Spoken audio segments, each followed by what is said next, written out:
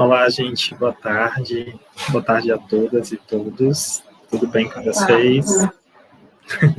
Obrigado, querida. Boa tarde, tá tudo bem? Tudo bem, Jamila? Tudo bem, pessoal? Tudo bem. Perfeito. Show de bola. Minha gente, hoje a gente está dando início à nossa quinta aula, tá? Que tem como proposição a gente discutir um pouquinho sobre o YE, tá? Então, a gente vai fazer alguns apontamentos, principalmente voltados para o que a gente tem de legislação voltada para o atendimento educacional especializado, tá certo? Hoje é dia 26 de março, tá bom? Vamos dar início. Vocês conseguiram fazer a leitura do material? A gente disponibilizou, além daqueles que tem na postagem da página do 1.5, nós também colocamos alguns outros materiais que, inclusive, foram produzidos pela UFESA, né? Um material muito rico, muito importante, que, inclusive, pode ajudar vocês na produção do seminário, que, inclusive, a gente tem ainda aí poucos dias para ser postado, tá certo? Para vocês que estão assistindo aqui agora, esse momento síncrono, e também para quem está assistindo posteriormente, lembrando que a nossa unidade 1 é a produção de um seminário de até, no máximo, trios, tá? Muitas pessoas fizeram alguns questionamentos, eu acho que é até importante a gente estabelecer aqui algumas ponderações, tá? Primeiramente, o seminário é de até trios, ou seja, você pode fazer individualmente ou fazer em dupla, tá? E no máximo 3 pessoas. 3. Pode 4? Não. Pode 5? Não. No máximo 3, tá? Justamente por questão também do tempo, da organização que está sendo realizada, né, na produção do seminário, por isso que a gente pensou nesses critérios de avaliação. Então, eu sugiro que vocês, né, vejam isso. Ô, Michael, melhores, meu querido. Vai sim. Vai dar certo, se Deus quiser. Vai ficar bom de saúde. Que bom que você está aqui. E falando sobre o seminário especificamente, gente, muitas pessoas vieram com dúvidas, né? Tanto para os tutores quanto para mim, né, nas mensagens. Só deixando bem claro. Eu posso até apresentar aqui para vocês, para a gente dar uma olhada de uma forma mais pontual, tá? Só um minuto. Pronto. Acredito que vocês já estejam vendo a nossa tela.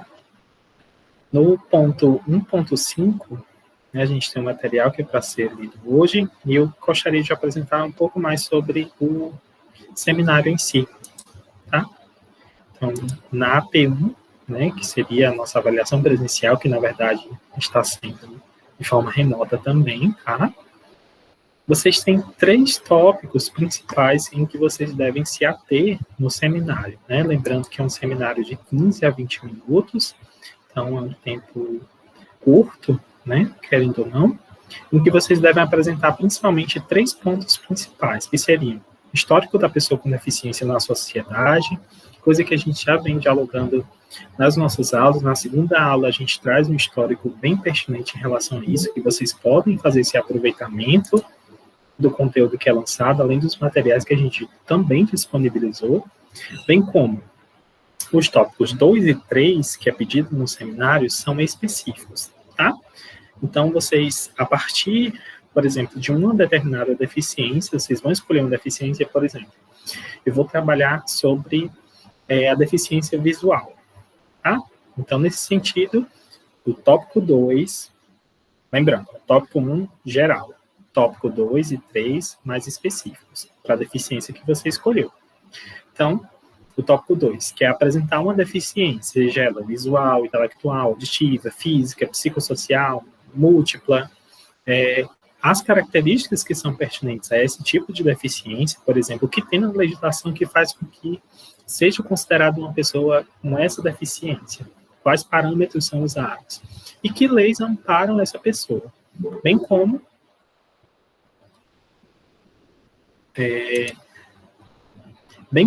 no terceiro item, né, a gente vai vai discutir, na verdade, vocês podem discutir, na verdade, né, sobre o que fazer para auxiliar o processo de inclusão dessas pessoas com deficiência dentro da escola. Ou seja, por exemplo, no tópico 1 eu explico de maneira geral, tópico 2, escolhi a deficiência visual, no tópico 3 eu também continuo sobre a deficiência visual. O que eu posso fazer para auxiliar no processo de inclusão dessas pessoas, né, das pessoas com deficiência visual, né? Então, retomando. Tópico 1, geral, 2 e 3 específicos, para a deficiência que você escolheu, tá bom? Eu espero que tenha sido claro nesse sentido. Vale salientar... Professor, então, aqui na apresentação, a gente tem que escolher uma deficiência só e falar? Isso, a proposta mas se você que escolher apresentar sobre várias, também não tem problema não, mas eu acho que é mais oportuno vocês escolherem uma. Ok. Por isso que eu pedi aí, tá? Mas fiquem muito à vontade. Se der o tempo, né, também... Vocês podem ver, gente, que eu coloquei também vários os critérios, né, de avaliação, também algumas dicas do que vocês podem fazer, por exemplo, gravar pelo Google Meet, né, como a gente está fazendo aqui nas nossas aulas síncronas, é uma possibilidade. E eu coloquei também alguns tutoriais que vocês podem utilizar para fazer isso, tá? Alguns programas de edição, inclusive eu indico para vocês, para quem, por exemplo, está usando apenas o smartphone, né, o celular, usar esse aplicativo aí, chamado CapCut, tá? O CapCut é excelente para você fazer edição, e ele é muito simples, muito fácil da gente usar ele no celular, para quem está usando só o celular, né? Teve algumas pessoas que me procuraram que também tiveram problemas técnicos, né? Algumas pessoas também me falaram sobre situações mais particulares, né? Que não vem aqui a gente falar sobre, mas eu sugiro que vocês tentem fazer no prazo, né, ainda restam 4 dias para a finalização do prazo, né, de envio desse seminário, que deve ser em vídeo, e um membro apenas que envia, tá? O nome de todos os integrantes.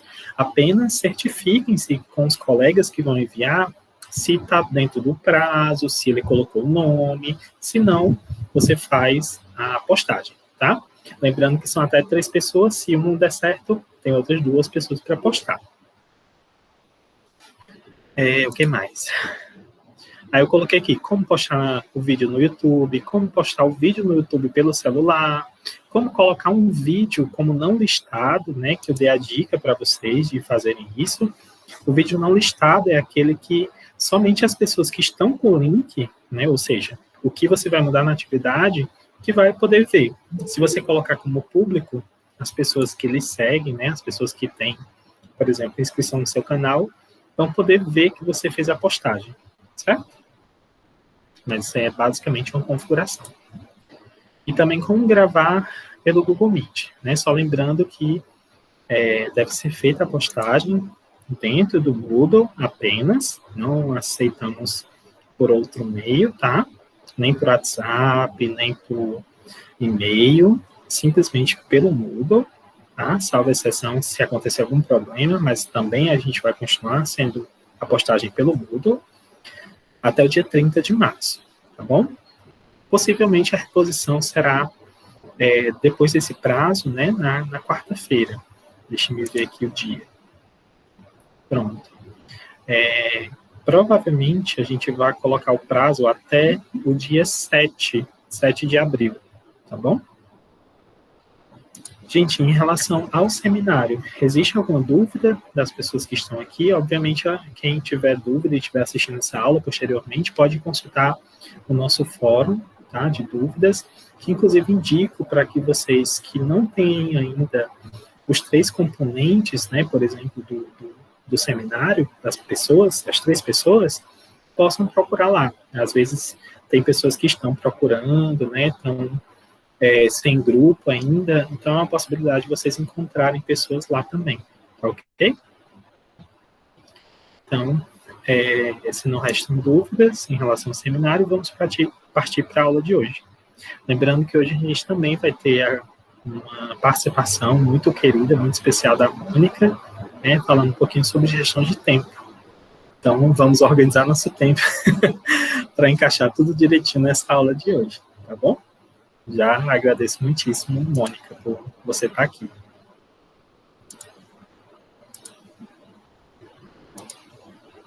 Bem, como a gente já vem falando alguns dias, né, das nossas aulas, o atendimento educacional especializado é um dos mecanismos muito importantes que a gente tem na escola para que a gente possa compreender um pouco dessa realidade da educação especial, certo? Então, eu vou passar aqui alguns slides para que vocês possam compreender junto comigo, tá? Lembrando que a nossa educação especial, ela deve ser transversal, à medida em que a gente vê toda a trajetória escolar, ela perpassa, né? Desde a da educação infantil, da educação quilombola, da educação indígena, do ensino fundamental, médio e até mesmo superior. Mas a gente tem um amparo maior quando a gente fala da educação básica, né? Principalmente com as salas de recursos multifuncionais, que, por exemplo, acontece o AEI. Então, a gente considerando desde a Constituição de 1988, né, sobre o processo de educação para todos, o Plano Nacional de Educação Especial na perspectiva da educação inclusiva, a LDB, né, por exemplo, no seu artigo 60, que trata sobre a educação especial, e até mesmo o decreto que foi outrora revogado, né, o decreto 6571, a gente tem uma definição mais geral em relação ao atendimento educacional especializado em si, tá? Então, nesse sentido, a gente traz aqui algumas considerações sobre ele, principalmente baseado no que o MEC apresenta, ok? Então, se vocês tiverem qualquer dúvida, podem falar no chat ou ligar o microfone, fiquem muito à vontade.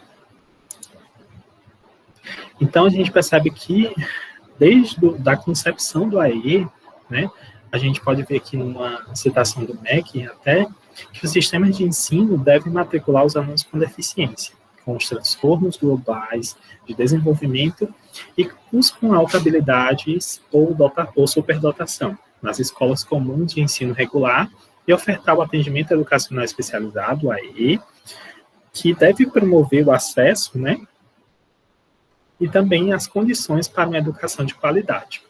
Basicamente, a gente percebe, pela própria legislação, que o AE tem um objetivo, né, tem como função identificar, elaborar e organizar recursos pedagógicos de acessibilidade que possam, no caso, eliminar qualquer barreira, né, e ter uma participação plena desses alunos, considerando as suas necessidades específicas. Isso, segundo a legislação que traz sobre o AE, tá bom? A gente já tem uma definição mais genérica, né, do que seria o AE. Então, a gente vai ver um pouco mais, né, sobre esse processo, em que a gente faz algumas considerações, em que o próprio MEC, no caso, nos orienta, né, que ele deve ser complementar ou suplementar, né, a formação desses alunos, com vistas à autonomia, né, e independência da escola e fora dela. Então, o AE trabalha nesse aspecto.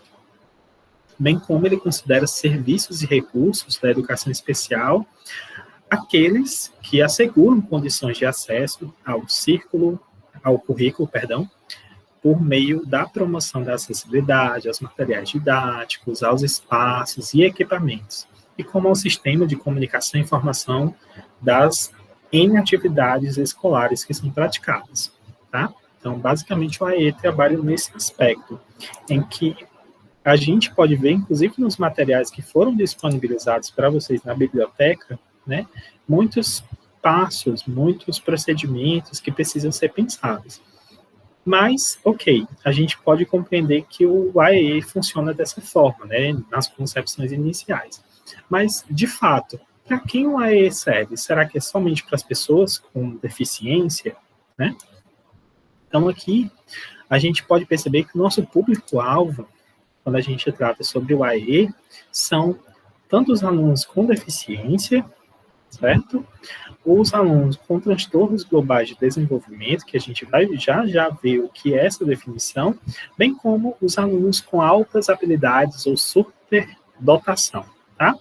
Então, nesse sentido, quando a gente fala sobre os alunos com deficiência, seriam, né, pelas próprias palavras do MEC, seriam aqueles que têm impedimentos de longo prazo, de natureza, seja ela física, mental ou sensorial. Ou seja, por exemplo, cegos, surdos, né, pessoas com mobilidade reduzida, né, em que os pais, em interação com diversas barreiras, podem obstruir a sua participação plena e efetiva na sociedade em igualdade de condições com as demais pessoas. Então, seria essa definição para alunos com deficiência, que também é um dos 3 grupos prioritários, né, em relação ao atendimento educacional especializado, ok? Partindo para o segundo grupo, que seria os alunos ou alunas, né, com transtornos globais do desenvolvimento, nas palavras do MEC, a gente vê que seriam aqueles que apresentam um quadro de alterações no desenvolvimento neuropsicomotor, comprometimento nas relações sociais, seja na comunicação, ou estereotipias motoras, né, que incluem, por exemplo, a síndrome de Asperger, síndrome de Rett, transtorno desintegrativo da infância, né, que basicamente era considerado como psicose, e também transtornos invasivos, né, sem outra especificação. Então, a gente percebe que um conjunto de alunos, né, com diagnósticos ou com laudos, ou com considerações ou características completamente distintas, também fazem parte do público-alvo do AEI. E para o terceiro e último grupo, que também é público-alvo da educação, do atendimento educacional especializado, né, a gente percebe que os alunos com altas habilidades ou superdotação, que seriam considerados aqueles que apresentam um potencial elevado e grande envolvimento com as áreas do conhecimento humano, seja elas isolados ou combinados, né? Por exemplo, na esfera intelectual, acadêmica, de liderança, psicomotora, de artes e criatividade, dentre outros. Então, a gente percebe que a gente tem 3 grupos principais, que seriam, né, alunos com deficiência, transtornos globais de desenvolvimento e alunos com altas habilidades de superdotação. Seriam mais ou menos esses perfis, né, que são público-alvo do AEI, em que a gente está trazendo aqui um pouco mais sobre eles, tá? Vale salientar, como eu já falei, né, na nossa aula, que a gente tem um material que vocês podem consultar no item 1.5, que traz um pouco especificamente em relação a essas deficiências, por exemplo, né? Principalmente no primeiro grupo. No segundo e terceiro, né, a gente ainda tem uma literatura muito escassa, né, em relação ao tratamento, ao procedimento de atenção, ao tratamento no sentido de tratar a pessoa, de atendimento, tá? Não necessariamente um diagnóstico clínico ou médico, tá? Então, até aqui, gente, tá tudo ok? Tranquilo? Professor? Pois não, Alisson. Alisson, na definição de aluno com deficiência, assim, ele me dá a entender nessa definição que esses outros 2, eles estão inclusos nessa definição, né? Assim, quando ele fala na questão do intelectual, do mental ou sensorial, né? Isso. Exatamente. Olha, eu acho que, na verdade, eles tentaram, né, fazer uma separação, né, em relação a essas especificidades, e, querendo ou não, aqui a gente engloba muitas coisas, né, muitos processos, né? Quando a gente fala, por exemplo, sobre algum impedimento, entre aspas, né, nessa própria definição, impedimento intelectual, de natureza intelectual, pode ser que tenha uma determinada, não sei, algum diagnóstico diferente, mas que seja, por exemplo, nem considerado uma deficiência ou nem considerado, sei lá, uma psicose, por exemplo, né? Eu acho que Mônica pode até esclarecer melhor para a gente. Pois não, Mônica. Oi, gente, boa tarde, né? Ainda não é boa noite, não. Já achando que era boa noite. Só para esclarecer, né, em relação à deficiência intelectual, que a gente geralmente tem muita dúvida sobre isso, né? A gente faz muito uma confusão muito grande com transtorno mental, né? Eu acho que é importante fazer esse esclarecimento, porque deficiência intelectual é diferente de transtorno mental, são coisas diferentes. Transtorno mental não é da ordem da deficiência. Então, por exemplo, depressão, ansiedade, psicose, esses não são transtornos, não são elementos da ordem da deficiência. Inclusive, lá no caderninho sobre deficiência intelectual tem essa diferenciação que eu acho que vai facilitar, né, para vocês entenderem melhor essa diferença, né, de compreender o que é realmente deficiência intelectual. Claro que, como a gente sabe, que as deficiências, elas têm outras comorbidades, né, que a gente pode chamar de comorbidades, né, que seria outros tipos de problemas e dificuldades.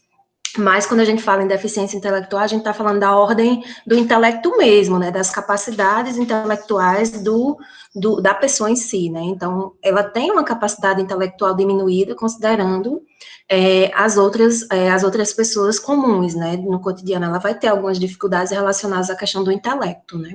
Não sei se ficou claro, mas se não ficou, o pessoal pode ir perguntando.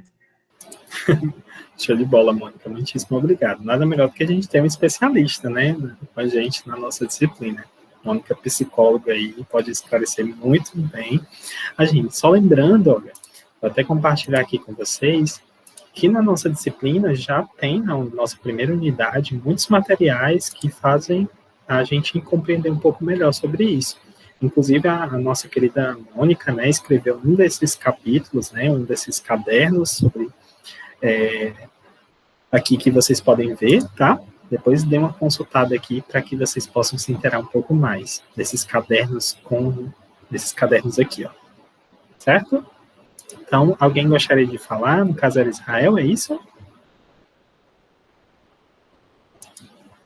Não, a professora já colocou porque eu ia fazer o ponto de que a questão entre os transtornos e essa deficiência mental, quando nós estamos principalmente na escola, alguns professores tendem a confundir, às vezes, a entender que eles não são hábitos a trabalhar, mas a gente tem que entender que dentro da deficiência intelectual, muitos alunos podem sim desenvolver o seu cognitivo por meio de algumas estratégias. Cabe a gente ver quais são elas e delimitar a necessidade do aluno, como eu vou proporcionar esse ensino, né? Porque, principalmente quando nós vamos ver em psicopedagogia, nós vamos ver as metodologias assertivas para deficiências intelectuais e que muitas vezes, o que já foi falado aqui na outra aula, né, em questão da sala de EE, que a gente precisaria muito desse suporte, mas infelizmente a gente não temos, porque a partir da sala, né, de múltiplas especialidades que poderia abarcar e trazer esse aporte necessário para os professores, que na realidade a gente não temos, porque enfim, as secretarias, as gestões entendem que é para jogar nessas salas aquele pessoal que já não produz em sala de aula. Se ele não produz em sala de aula, como é que ele vai produzir numa sala que é para atuar um especialista, né?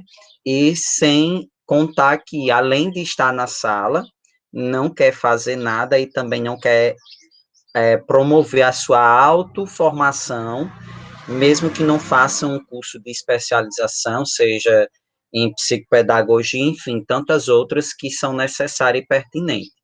Então, como a professora já deixou bem colocado, eu vou só fazer essa colocação, né, para nós entendermos quantos alunos que estamos graduando, que nós temos que ter estratégias, formas de ensinar.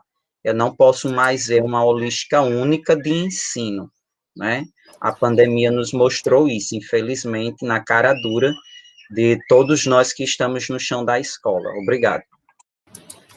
Muito verdade, viu, Israel? Eu agradeço muitíssimo, meu querido, pela sua participação e, de verdade, a gente percebe que o processo de ensino, o processo de atendimento, né, dentro do AE, muitas vezes é escasso, porque há uma falta de visão, né, de que aquilo ali é um papel muito importante na formação, tanto dessa pessoa, né, que está participando do AE, do aluno, em si ou do aluna, né, mas que também essa pessoa, esse professor, né, que está sendo remanejado, por exemplo, para essa situação da sala de atendimento educacional especializado, é muito complicada, né? Então, a gente precisa sempre ter atenção para essas práticas que são imersas dentro dessas salas, né, que fazem parte da escola, e até mesmo a gente discutiu na outra aula, que fazem com que a gente tenha um processo muito mais integrativo do que inclusivo, tá?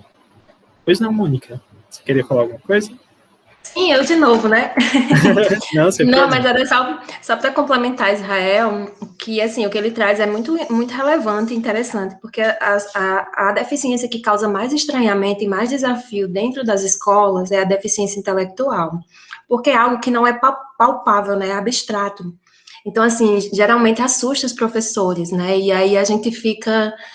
Os professores têm muita tendência de achar que não consegue ver potencialidades e possibilidades dentro do estudante com deficiência intelectual, né? E aí a gente faz uma discussão bem legal dentro do caderno, né, quem tiver interesse, e aí até Raíssa perguntou aqui o nome do filme, que tem um filme bem legal que retrata justamente a história de uma menina com deficiência intelectual, e que mostra, inclusive, se eu não me engano, ela o próximo a chegar na universidade, eu não lembro direito que faz tempo que eu assisti, mas o filme é Simples Como Amar, né, um filme bem legal que retrata e traz, né, possibilidades e estratégias de como essa estudante ela conseguiu terminar o ensino médio, que assim, infelizmente, a grande maioria dos estudantes com deficiência intelectual não chegam a terminar o ensino médio, né? A gente, infelizmente, tem esse desafio, né? Por ser uma deficiência que as pessoas muitas vezes não acreditam nas potencialidades e nas possibilidades. Então, era mais só para complementar o que Israel disse. Diga lá, Israel. Eu também acredito que hoje o que nos falta, apesar de nós termos documentação, nós termos documentos orientadores, o que nos falta, tanto no chão das escolas, isso para todos os segmentos de ensino, é um currículo, porque infelizmente no chão das escolas ainda entende que currículo simplesmente é uma grade curricular, dizendo algum tipo de como é avaliação e enfim, cita algumas formas de metodologias e pronto, e currículo não é isso, né?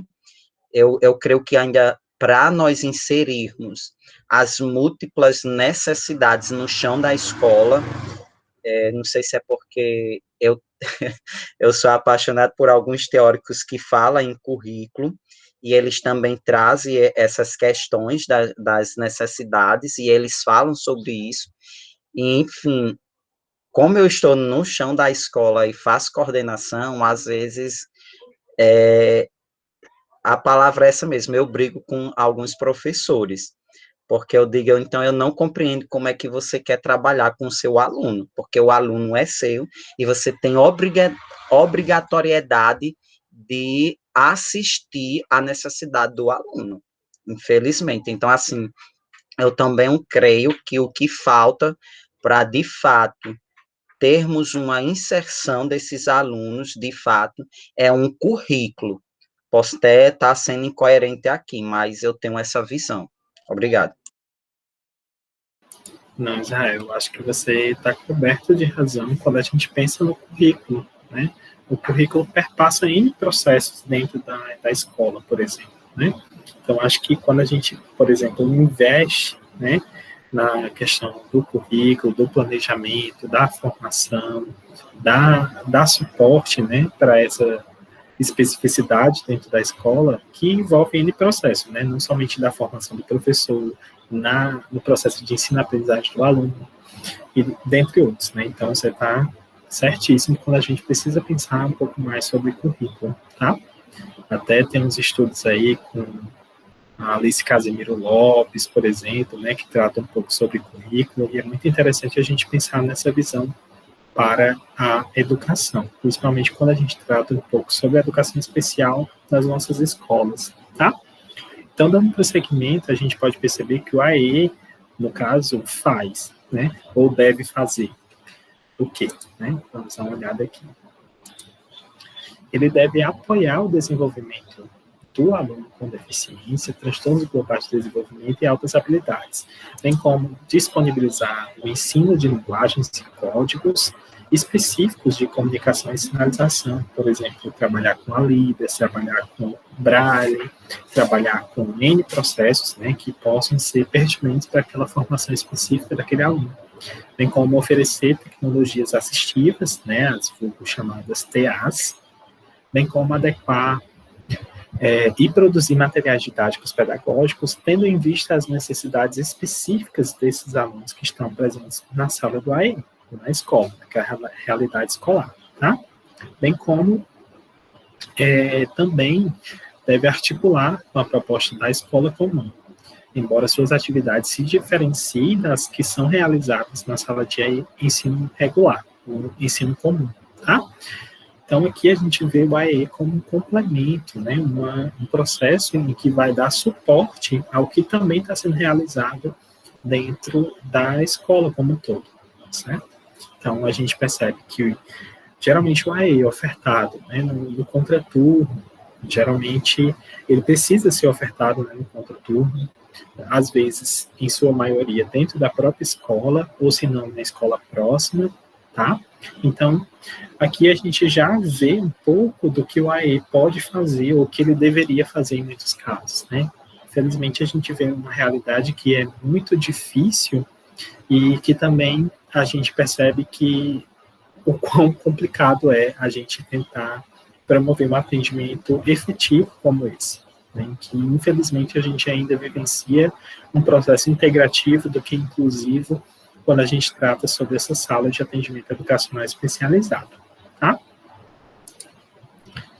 Então, nesse sentido, gente, nós percebemos que o AE, né, dentro de uma organização, dentro de uma concepção em relação a ele, a gente precisa saber como e quem atua no AE de fato, para que a gente possa dar, nós, enquanto futuros professores, seja lá de química, de física, de matemática, de computação, né, a gente possa também conhecer um pouco mais sobre como acontecem esses processos, né, que deveriam ser inclusivos dentro da nossa realidade escolar. Então, por isso que eu trago aqui algumas possibilidades para a gente compreender um pouco sobre como é que se institucionaliza o AE dentro das escolas e quem, né, ou como essa pessoa deveria estar formada, ok? A gente vai ver aqui alguns passos em que a gente traz algumas definições possíveis, tá bom? Deixa eu dar uma olhada aqui no chat. Pronto. Olha aí, ó. A Maria do Socorro, né, nos dizendo aqui no chat, é interessante que os alunos com TDAH, dislexia, descalculia, disartria, né, são alunos de inclusão, mas não de atendimento educacional especializado, mobilidade da educação especial, que a esses alunos cabe à escola procurar trabalhar de acordo com as necessidades específicas, elaborando estratégias de como atender suas especificidades. Ok. Muito bem, exatamente, Maria do Socorro. A gente percebe que, infelizmente, tem muitas pessoas que são exclusas, né, de atendimento.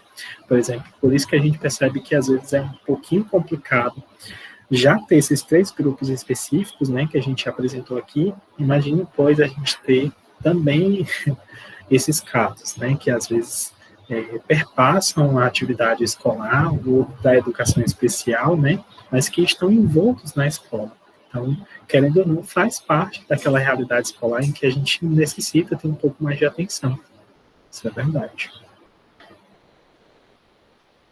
Vamos lá. Então, vamos dar uma olhada aqui em como, né, como se institucionaliza o AE em si. A gente percebe que o AE deve constar, né, no caso, no plano pedagógico da escola, né, no PP, nos PPPs da vida, tá?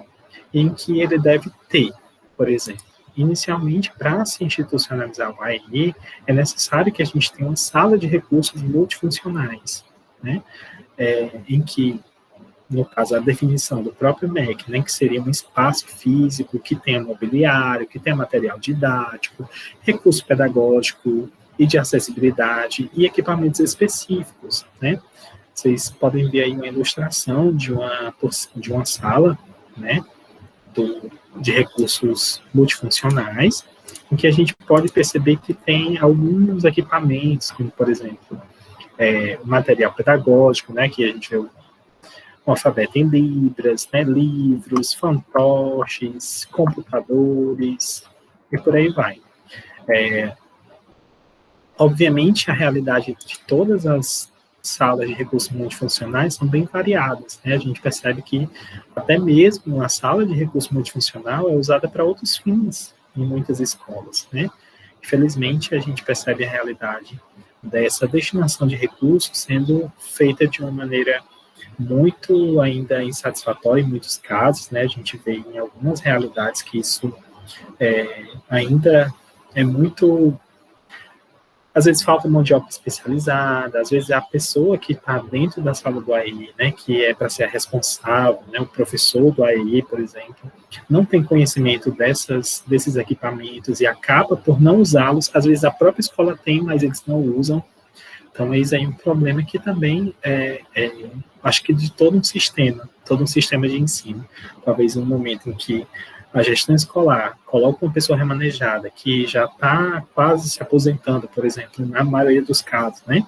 Ou mesmo tem muitas realidades positivas, né? A Geisa mesmo, nossa tutora, que hoje não pôde participar aqui, inclusive desejo melhoras, trabalha, por exemplo, na educação especial, especificamente na sala de recursos, né, em que dá excelentes contribuições para a formação específica desses alunos, tá?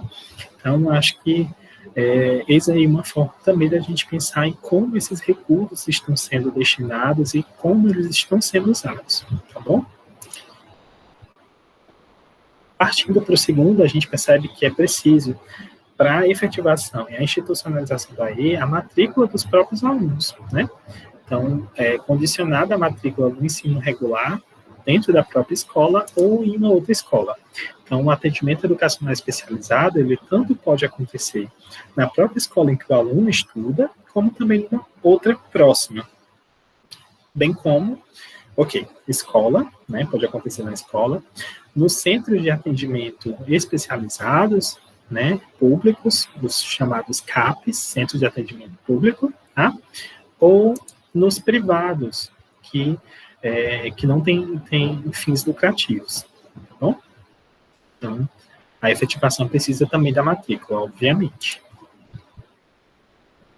O plano do AEE é preciso que haja uma identificação das necessidades educacionais específicas, né, para que todo o grupo escolar possa fazer uma definição dos recursos que são necessários, das atividades que vão ser desenvolvidas, bem como o cronograma de atendimento. Então, planejamento nesse sentido é importantíssimo para a institucionalização do AEE, tá ok?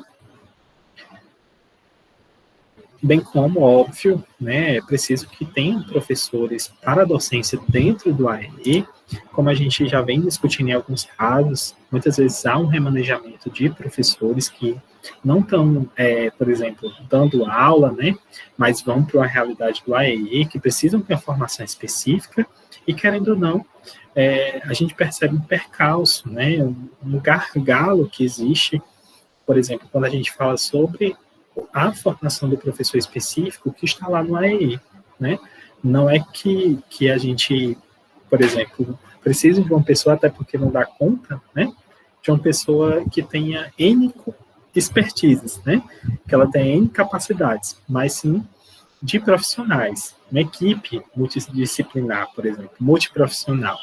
Eu acho que o ideal seria isso, principalmente quando a gente tem realidades tão distintas. Mas, por exemplo, quando há uma realidade, sei lá, de apenas um aluno com deficiência, né, por exemplo, um aluno com deficiência visual, é possível você se capacitar e procurar meios para isso. Mas imagine, pois, ter vários alunos com síndromes, ter alunos com superdotação, ter alunos surdos, cegos, né, e você dá suporte para todas essas atividades. Realmente é muito mais complicado para uma pessoa apenas.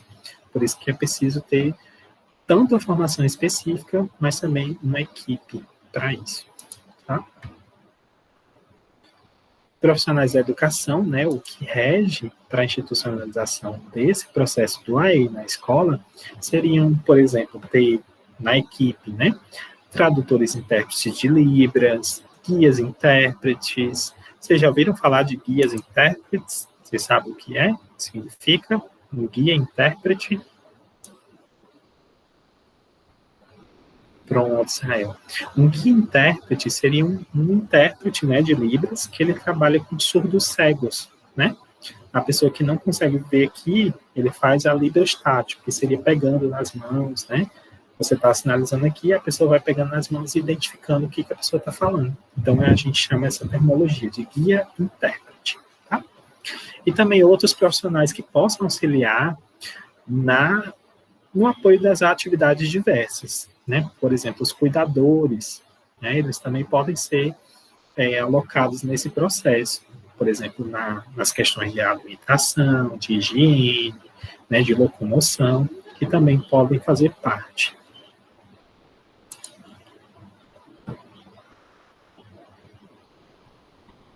Pronto, exatamente, né? Falando aí, só considera esses grupos, né, prioritários. Exato. Israel, você gostaria de falar? Como você falou em cuidadores, porque aqui a gente tem, sim, algumas necessidades, né, alunos portadores de necessidades, e assim, principalmente boa parte desses alunos estão no ensino fundamental 1, e eu sofri muito com a questão dos cuidadores. Primeiro porque, assim, a gente via que a maioria deles só tinha um ensino médio, né, assim, não tinha passado por nenhum curso, foi simplesmente uma chamada pública que a secretaria fez, então, assim, isso já nos delimitava. E, como eu disse, por falta tanto de currículo e, assim, de uma legislação específica que norteie essas questões, porque hoje a gente não temos, né, uma legislação para esses cuidadores que diga que se é do curso com psicologia, enfim, alguma licenciatura ou um curso de bacharelado. Então, já ficava difícil, assim, a gente atuar, porque a parte pedagógica a pessoa nem tinha, e muitas vezes, por não saber, não conhecer a deficiência, o próprio cuidador não tinha um aporte de resguardar o aluno e também ajudar nesse processo que é necessário ter na escola, né? Às vezes, muitas vezes, agitava o aluno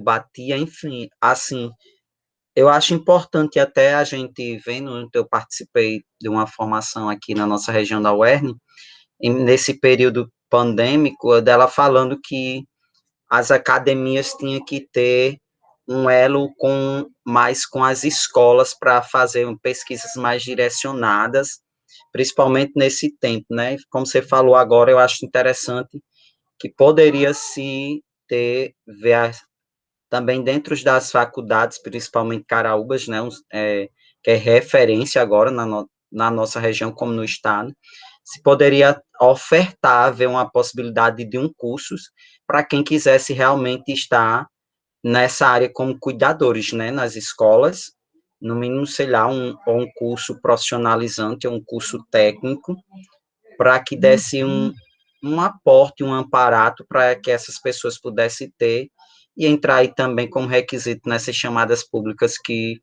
os municípios geralmente fazem, né? Obrigado. Também concordo, viu, Israel? Primeiramente, olha, a gente deve pensar, né, que essa questão do cuidador, né, da pessoa com deficiência, por exemplo, né, não portador, tá? A gente precisa ter sempre atenção, que geralmente acontece dessa forma, né, chamada pública, como você falou, que contratam, às vezes, até mesmo uma pessoa que é da própria realidade de convivência daquela pessoa, né, geralmente até mesmo as pessoas que trabalham, né, na contratação chamam assim, você tem alguém para indicar, né, geralmente é uma pessoa do vínculo, né, que querendo ou não, às vezes é benéfico e às vezes também tem seus percalços. Eu acho que um dos percalços seria a falta de formação específica, né? Por mais que ele esteja ali para cuidar especificamente daquele aluno ou aluna, né, eu acho que exige, sim, formação específica, né, no sentido de que ele não está ali simplesmente para limpar ou para dar alimentação ou para fazer alguma coisa assim mais especificamente, mas também está sendo um agente, querendo ou não, nesse processo educativo, quando, por exemplo, a gente vê a realidade escolar, né, então é muito importante e pertinente essa discussão, sim, com certeza. Ok? Bem como a gente, para institucionalizar o AEE em si, a gente precisa ter uma articulação entre os professores, obviamente, tá? A gente frisa aqui professores, plural, né, e os professores do ensino comum, tá? Então, é preciso que a gente articule, e não simplesmente vai ser uma sala de reforço, tá? Pelo amor de Deus. É mais de apoio para o que está sendo desenvolvido. Não necessariamente vai ser uma revisão ou um processo refeito, né, de escolarização do que ele vê na sala de aula comum, tá? Bem como é preciso que a gente tenha redes de apoio, por exemplo, a realidade que Israel falou, né, aqui de Caraúbas, a gente precisa ter uma rede de apoio nesse sentido, no aspecto de que muitas vezes, uma formação intersetorial pode ser muito benéfica, por exemplo, para esses cuidadores, para as pessoas que trabalham, né, especificamente com atendimento educacional especializado. Hoje a gente vê um boom de especializações em relação ao AEI, né? Não sei se vocês já participaram de algumas delas.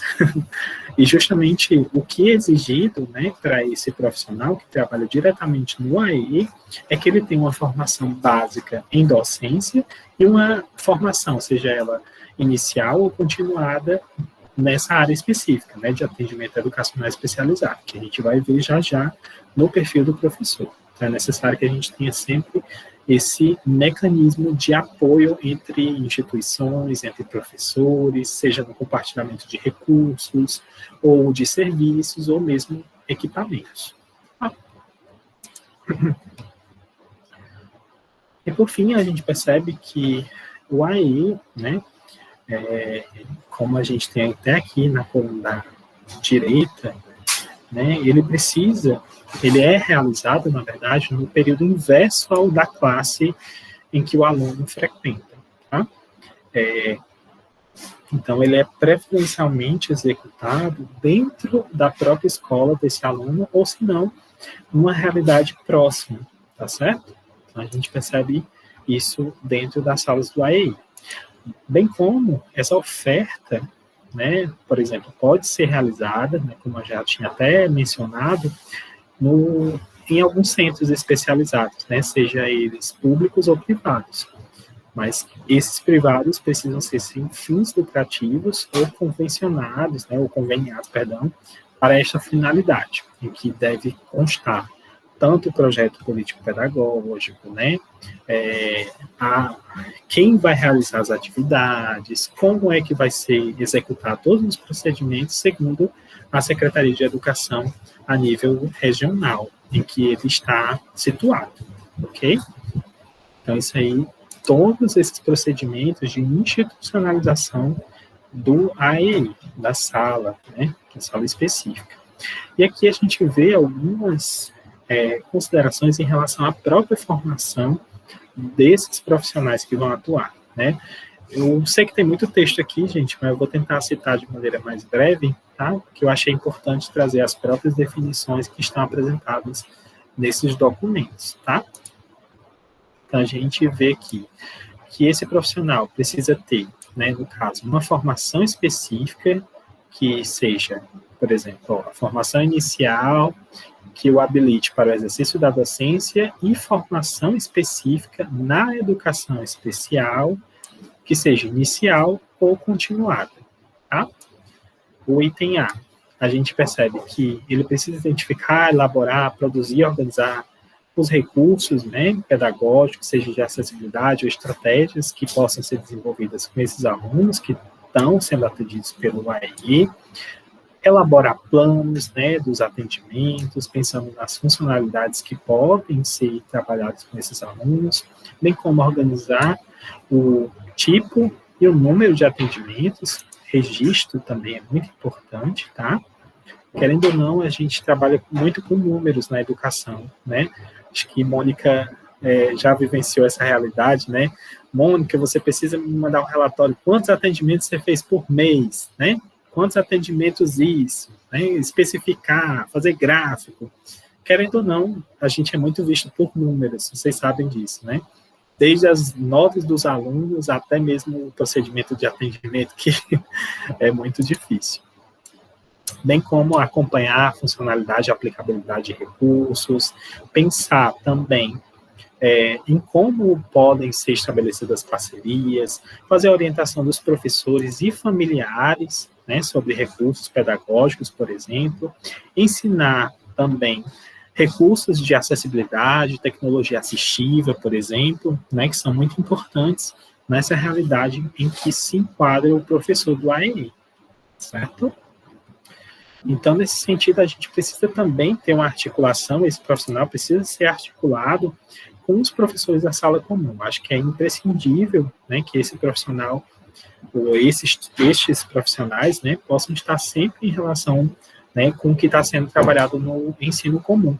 Então, nesse sentido, também tem uma função de promover, né, espaços que possam envolver a família, né. Eu acho que a gente até discutiu muito nas nossas aulas passadas, né, a importância que a família tem no processo educativo, não sendo diferente na educação especial.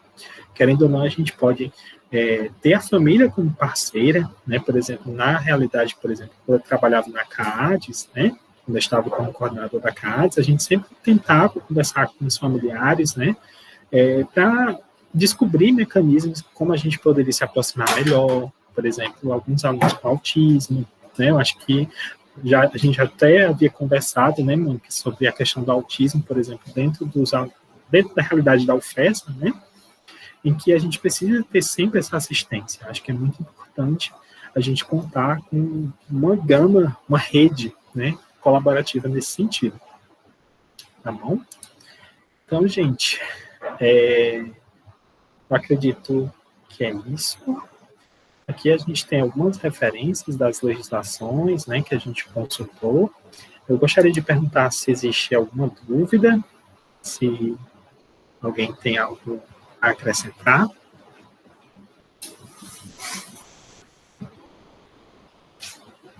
Se não, Alisson. Pois não, Alisson.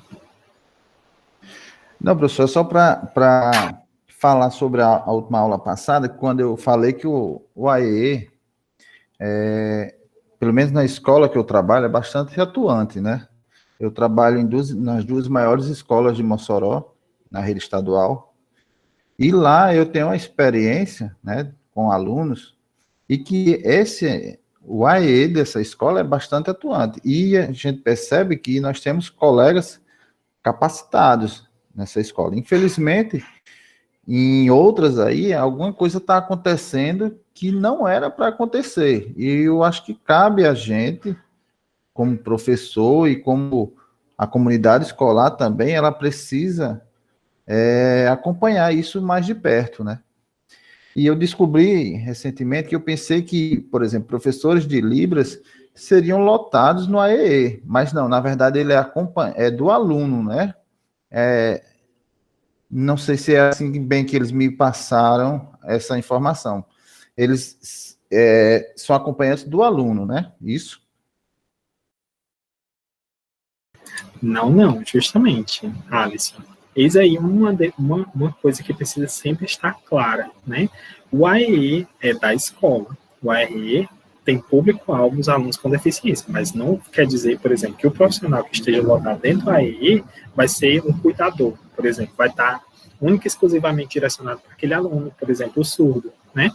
Eu tenho certeza, Alisson, que muitas realidades, né, tem muitos casos, né, de profissionais excelentes do atendimento educacional especializado ocorrer de maneira eficientíssima, mas a grande realidade é que muitas vezes há um despreparo, né? Há um despreparo tanto da gestão escolar, algumas vezes há o remanejamento de professores que não têm informação específica, não porque não queiram, às vezes não tem condições de fazer uma formação, e a gente não está culpabilizando esses profissionais, tá?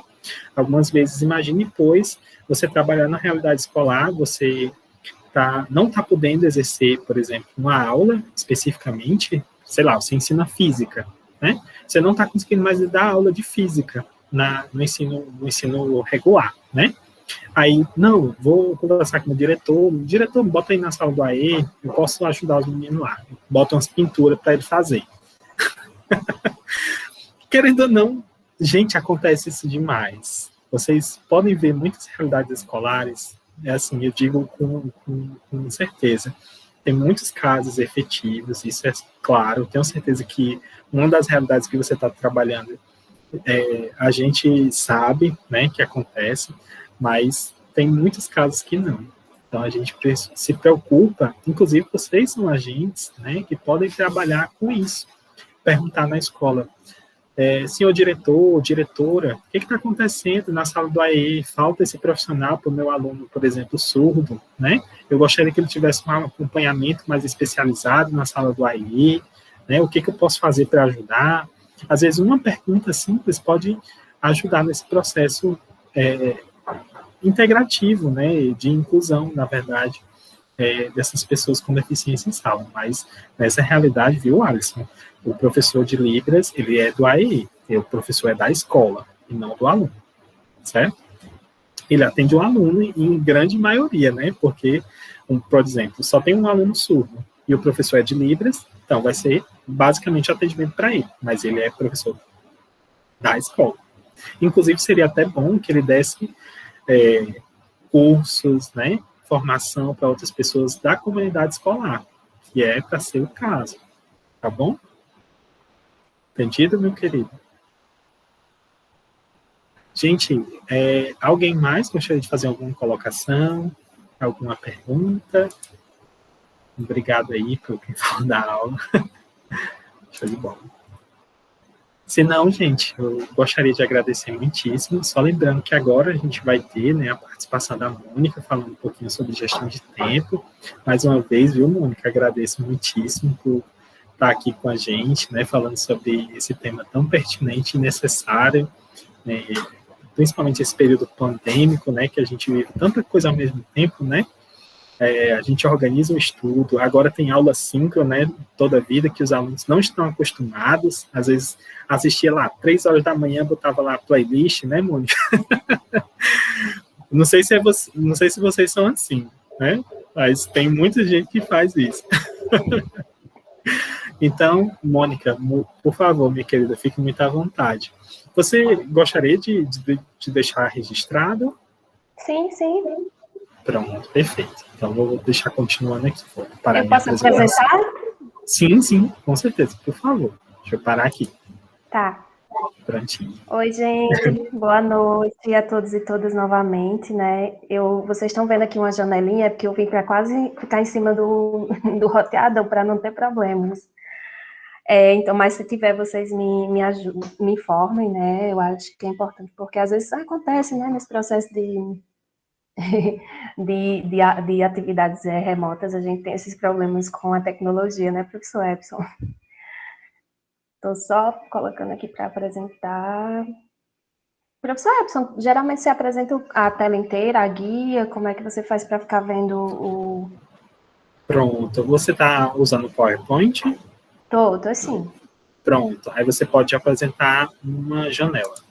Janela, certo. É uma janela, isso mesmo. Ah, ótimo, maravilha. Mas aparece... Cadê meu PowerPoint que não está aparecendo aqui, ó? Você abre, primeiro o PowerPoint já está aberto, né? Tá, aí eu abro, tá aberto. Pronto, aí você coloca apresentar uma janela e você escolhe o aplicativo do PowerPoint. Tá.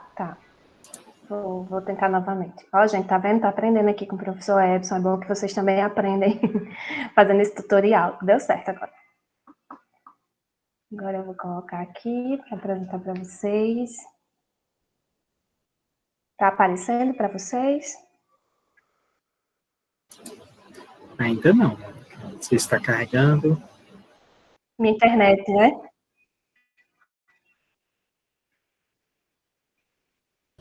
Agora tá indo, parece que tá indo. Tá indo? Quando tiver indo, você me fala. E aí eu vou falar para vocês um pouquinho, gente, sobre a gestão do tempo, né?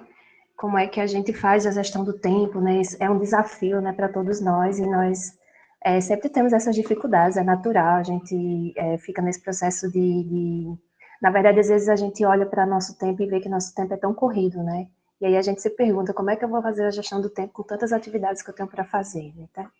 E aí, nesse sentido, a gente gostaria de falar um pouquinho para vocês sobre gestão do tempo. Não sei se já apareceu aí a tela. O professor Epson vai me ajudando aí. Já sim, já estamos vendo os slides. Mônica, Já, tem uma função que não sei se está dando para ver aí. É tipo um livrinho na parte de baixo. Não sei se você está vendo. Um caderninho, né? Isso. Clica nele aí para dar uma olhada. Cliquei. Que aí dá para fazer ficou maior? Não, ele ficou vários slides ao mesmo tempo. Nossa, é porque eu não estou vendo direito, mas não sei se tem um livro.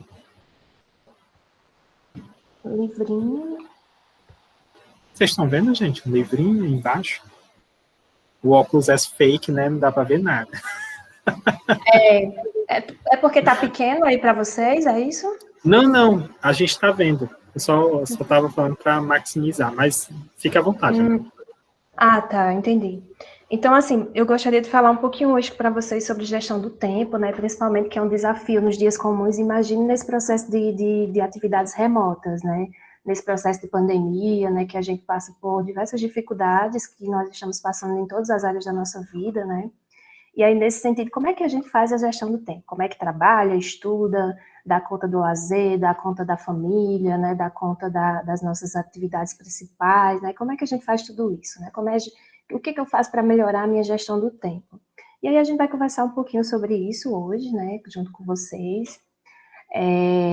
E aí, se parar, viu, professor Epson? Você vai me ajudando aí para dizer, Mônica, parou, interrompeu, a internet, ou outra pessoa. Me ajude aí para também eu não me sentir sozinha, falando sozinha. Mas aí eu trouxe alguns questionamentos antes de a gente poder falar um pouquinho sobre a questão do tempo, algumas frases que a gente escuta muito, né, quando a gente conversa com as pessoas no dia a dia, e aí eu botei até a interrogação, quem nunca pensou isso, né, quem nunca pensou dessa forma, né, eu tô cheio de coisas, eu não vou conseguir dar conta das atividades, eu faço muita coisa e parece que não chega a lugar nenhum, né, não chega a resultado, eu demoro muito para chegar a um resultado, estou estressado com tanta coisa para fazer, né, quem nunca se sentiu assim, né? E diante de tudo isso, né, diante desse tempo que a gente tem, diante das demandas que a gente tem, como é que a gente faz para poder dar conta desse tempo que a gente tem disponível e da demanda de atividades que a gente tem, né? E como é que a gente faz para que a gente não fique constantemente trabalhando em urgências, né? Para que a gente possa tentar entender o que é gestão do tempo e melhorar a nossa gestão do tempo, é importante que a gente conheça a tríade do tempo, né? Para poder melhorar esse processo de gestão do tempo. E aí eu trouxe aqui para vocês a tríade do tempo, que é muito importante porque a gente não para pensar como é que a gente organiza nosso tempo, né? A gente não para pensar em que espaço dessa tríade do tempo a gente tem organizado nosso tempo, né? E aí eu trouxe aqui para vocês que a tríade do tempo ela é composta de 3 itens, né? Que é Oi. Desculpa interromper. Os slides eles estão parados. Estão? Tá no primeiro slide ainda, no nome gestão de tempo. Sério? Você tá com a tela inteira cheia, é isso? Será que é por isso? É porque não tá aparecendo pra gente, tá só vendo os slides pequenos. Que ela tá naquela função, tipo, que no computador aparece uma coisa e lá no produtor... Exato. Exatamente. Mônica, você quer me enviar, se você quiser? Se você quiser, você pode me enviar o projeto aqui. Você está com o WhatsApp aberto, sei lá, um e-mail, não sei. Estou no e-mail, vou mandar para você agora. O ruim é que vai atrasar, né? A gente vai descumprir tudo que eu vou falar. Mas, olha, na gestão do tempo também tem os imprevistos, tem os imprevistos, né? Com certeza. Epson.Gomes, né? Isso. Epson. Exatamente. Pronto. Gente, olha, vocês estão vendo aí como ocorrem imprevistos durante o processo de gestão do tempo. E aí a gente tem que Não, driblar não. esse processo de gestão do tempo para poder também não se estressar, não ficar Exato. angustiado, saber que isso faz parte do processo. Vocês não sabem, mas isso foi combinado com o professor Epson. Claro, Foi tudo porque combinado, ó. A gente faz as coisas prevê. para prever, aí faz as coisas para enganar vocês, é para vocês acharem que a gente está fazendo que aconteceu eventualmente, mas na verdade foi combinado. Tudo planejado, gente. Vocês nem Tudo sabem. planejado. Chegou aí, professor Edson?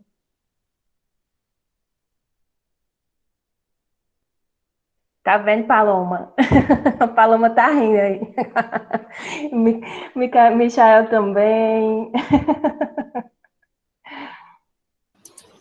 Ainda não. Deixa eu dar um tempinho aqui, né? Uhum. Refrescar a página. Gente, mas o mais engraçado, né, que nessas questões tecnológicas a gente, às vezes, tem um planejamento, né, querendo ou não, Isso. acontecem muitos imprevistos, né, até mesmo no próprio estudo, né, muito. Eu acho que Com isso certeza. é Até muito, em todos os muito espaços da interessante. nossa vida tem imprevistos, né? E a gente tem que aprender a lidar com esses imprevistos para que a gente possa driblar, né? E dar conta da melhor forma possível. Não chegou? Chegou. Estou abrindo aqui. Já estava angustiada, achando que o e-mail não ia nos ajudar, porque a gente não combinou com o e-mail, né, Epson? Não, o e-mail a gente não combinou, a gente só combinou entre a gente o processo. Ai, minha gente. Mas vai dar certo, gente. É só os imprevistos, como o professor Epson disse, faz parte da nossa vida e a gente tem que aprender a lidar com eles e a driblar, né? E levar na leveza, na tranquilidade, porque se a gente se estressasse aqui, só ia gerar mais problemas, né? É muito verdade. Vamos lá. Vamos sim. Aí, como eu estava falando anteriormente, né, o processo de gestão do tempo, ele é um processo que é muito delicado. Assim, é um processo que é muito delicado e que a gente precisa gerenciar o tempo da melhor forma possível, principalmente nesses momentos, né, que nós estamos vivendo atualmente, né? Que é um momento em que a gente tem que dar conta de várias coisas ao mesmo tempo, principalmente quem está em casa, desenvolvendo diversas atividades, trabalhando dentro de casa, né? Às vezes a família toda dentro de casa, em virtude da questão da pandemia, né, do processo de isolamento social. Então, exige que a gente tenha essa gestão do tempo ainda mais intensificada, né? Saber separar o que é trabalho, o que é estudo e o que é lazer, e o que é atividades específicas da família, né? Então, nesse sentido, geralmente a gente escuta algumas frases, né, no nosso cotidiano que eu não consigo fazer determinados tipos de atividades, né? E aí eu gostaria que o próximo slide, professor, que traz as frases. E aí algumas frases que a gente escuta no nosso cotidiano, né? Eu estou cheio de coisas para fazer, eu não consigo dar conta dessas coisas. Eu, particularmente, já disse isso muitas vezes, né? Imagino que vocês também já devem ter dito várias vezes no cotidiano de vocês. Faço muita coisa e parece que nunca chega a um resultado positivo, né? É uma frase que é muito comum e a maioria das pessoas, elas tendem a fazer esse tipo de fala. Estou estressado com muita coisa para fazer, né? Esse eu acho que é uma que é presente na maioria das pessoas, né? Demoro muito a chegar a um resultado, porque eu fico procrastinando, porque eu fico deixando para fazer depois, quando, na verdade, a gente sabe que uma hora vai ter que fazer, né? E aí esse processo, ele acaba nos gerando um adoecimento também, acaba sendo um processo de adoecimento, né? Porque adoece quando o nosso tempo, ele não é organizado da melhor forma possível. Entretanto, a gente também não pode também achar que existe uma receita pronta, né? Não existe receita pronta. Cada pessoa tem uma forma de gerenciar o seu tempo. Na verdade, aqui a gente vai apresentar para vocês algumas estratégias de como melhorar, como organizar da melhor forma possível, e aí vocês vão adaptando à realidade de vocês. E aí, para que a gente entenda como é que a gente faz para melhorar o nosso tempo, né? Como é que eu vou melhorar meu tempo? É importante que eu conheça a tríade do tempo, né? E essa tríade do tempo, ela vai levar em consideração as coisas urgentes, importantes e as coisas circunstanciais. Eu não sei se vocês já pararam para pensar, né, como é que nosso tempo é dividido e como é que a gente organiza e faz as nossas próprias atividades. Quando a gente leva em consideração as coisas urgentes, são as coisas que são feitas às pressas, né, são aquelas que geram estresse, que a gente faz correndo, que a gente não tem tempo e a gente às vezes faz de qualquer jeito. As coisas importantes são aquelas coisas que geram resultados, né? Geralmente a gente faz com mais tempo e, consequentemente, a gente vai ter mais prazer, porque a gente tem mais tempo, a gente tem mais tranquilidade. As coisas que são circunstanciais, a gente geralmente faz, são coisas que a gente faz no nosso dia a dia, que são coisas que a gente geralmente gasta tempo, né? Coisas circunstanciais, a gente gasta mais tempo, entretanto, elas são necessárias. Elas geram desgastes, são exageradas, às vezes são desnecessárias e não trazem tantos resultados, mas fazem parte da nossa vida. O que é importante para a gente fazer, a gente precisa o quê? Entender como é que essa tríade do tempo ela está organizada na nossa vida. Nós temos 24 horas por dia, né? Se a gente pensar, nós temos 24 horas por dia. Nessas 24 horas, eu tenho feito coisas somente urgentes, eu tenho feito coisas somente importantes ou somente circunstanciais. Então, a gente tem que pensar o que é importante, o que é urgente e o que é circunstancial. E aí eu trago para vocês uma porcentagem dessa divisão, porque a gente precisa entender primeiro como é que está nosso tempo e o que é a composição ideal da organização do nosso tempo.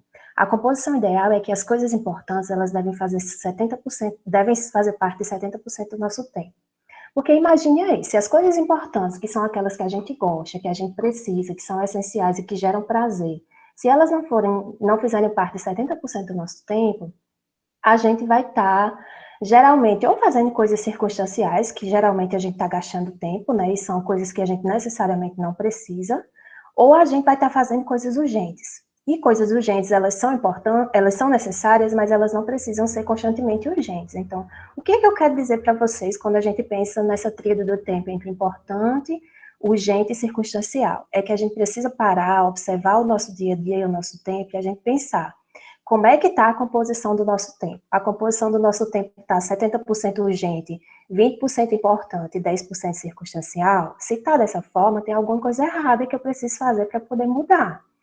Por quê? Eu preciso fazer isso? Porque se eu estiver fazendo as coisas constantemente com urgência, eu vou estar constantemente estressado, cansado, sobrecarregado, e muitas vezes eu vou estar sacrificando outras horas para fazer outras coisas. Então, por isso que a gente precisa, primeira coisa que a gente tem que fazer, entender a tríade do tempo, e a partir dessa tríade do tempo, entender como é que a gente está organizando o nosso tempo para poder reorganizar nossas atividades.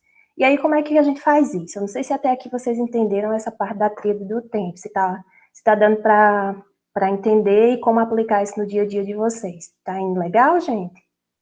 Tá indo tranquilo? O professor Epson disse que tá. O pessoal aí tá indo tranquilo? Lembrando que dormir é uma atividade que se encontra como muito importante. Isso mesmo, Douglas, dormir, estudar, se alimentar, né? Lazer também é importante, né? Mas a gente precisa definir, por isso que a gente precisa definir quais são as coisas importantes, né? E aí eu vou trazer algumas dicas para vocês de quais são essas coisas, o que a gente precisa fazer para organizar melhor nossa tríade do tempo, né? Para que a gente possa fazer com que essa composição ideal, ela se aproxime. Lembre que a gente não precisa exatamente chegar nessa composição, porque cada pessoa é diferente, tem uma rotina diferente, tem um dia a dia, né? Tem características diferentes, né?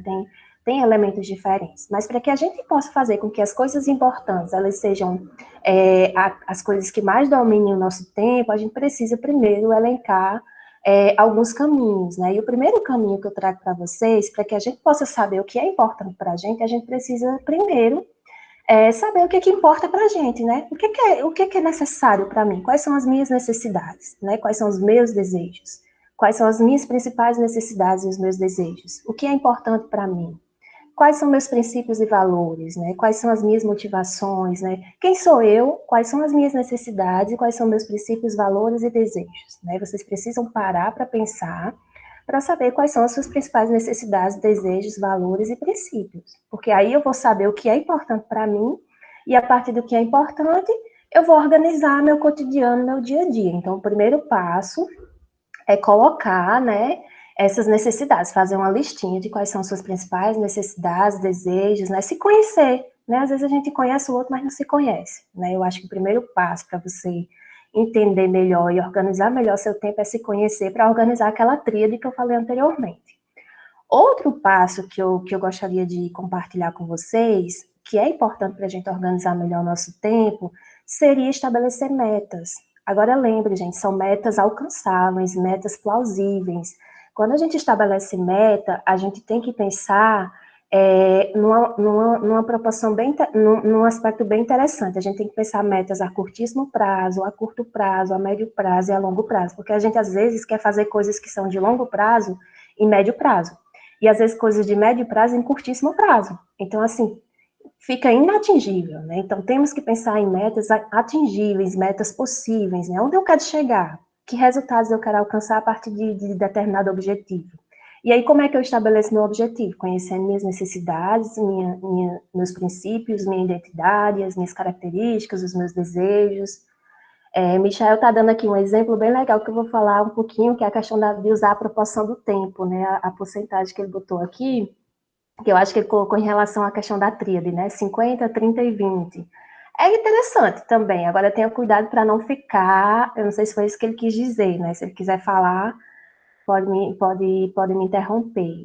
Ele disse que muitos deixam de lado o sono, é verdade que o sono é importante, e aí às vezes o sono entra como urgente. Gente, o sono ele é fundamental, porque se a gente não tiver com sono em dia, a gente vai ter dificuldade, inclusive, de se concentrar. Vai ter dificuldade de memória, vai ter dificuldade de aprendizagem. Sono e alimentação, às vezes a gente não associa dificuldade de aprendizagem e de concentração com sono.